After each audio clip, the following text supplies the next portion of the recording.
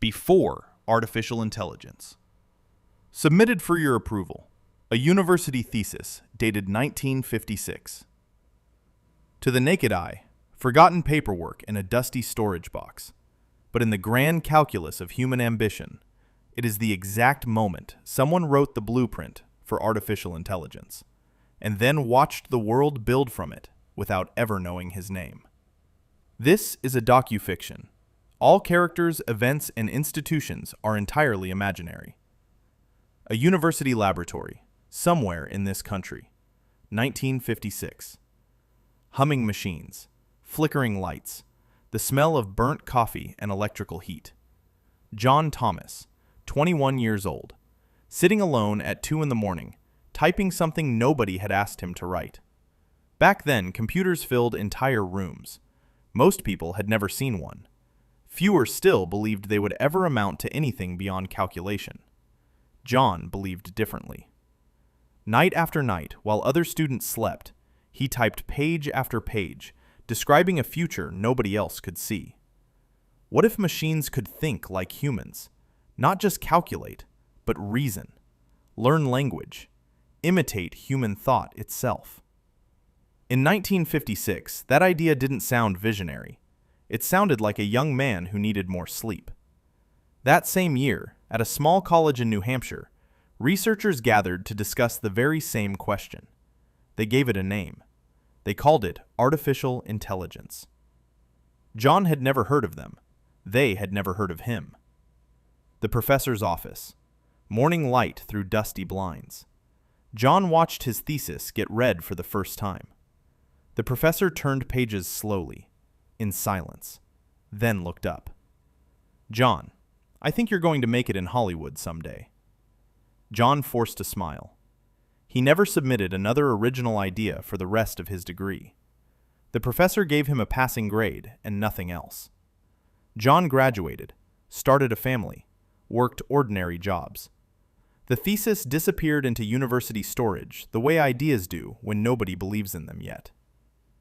The professor died on a Tuesday in March. His daughter Janet spent 3 weekends sorting through his belongings. 12 cardboard boxes that smelled like old paper and chalk dust. Janet was an associate professor connected to MIT, the kind of person who read footnotes before conclusions. At the bottom of the last box, she found a faded folder. John Thomas, thesis submission, 1956. She began reading out of curiosity. She couldn't stop. In 1972, computers were getting smaller, faster, moving into research rooms where serious people were asking serious questions. These ideas no longer sounded impossible. They sounded dangerously early. Janet read the thesis 3 times before she did anything with it. She told herself John Thomas would have wanted them to reach people who could use them. She almost believed it. She reorganized sections, clarified the language, passed the concepts to colleagues she trusted, then made one more decision. She never documented where the ideas came from. A university thesis has multiple copies. Paper trails exist for a reason. Janet understood systems.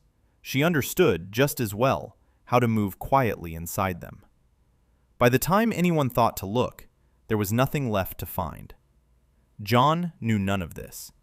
He worked a job that had nothing to do with computers, raised kids who had no idea their father had typed out the blueprint for a future the whole world was racing toward. Then, one evening, his youngest son appeared in the doorway. "Dad, come look at this." A news segment about artificial intelligence, machines that could reason, learn, respond like humans. The framework was familiar in a way John couldn't immediately place. The logic, the structure, the specific problems, and the exact order of solving them. Not the words. The words had changed hands too many times. The ideas. Idea for idea. His hands went still. He spent weeks trying to find the thesis, called the university, wrote letters, drove to campus. Nothing. No record, no trace. Just a memory, and a passing grade from a professor who had laughed, and was now 20 years in the ground. John drove home, sat in the driveway for a long time. Inside, his son was watching the news. Scientists describing machines that could almost think for themselves. John turned off the engine. He didn't go inside. He just sat there in the dark while the future he had imagined moved forward without him. Somewhere, right now, a machine is learning your language, predicting your next word, answering a question you haven't finished asking. You've used it today. You just don't know his name. This is a docu-fiction. All characters, events, and institutions are entirely imaginary. Or is it?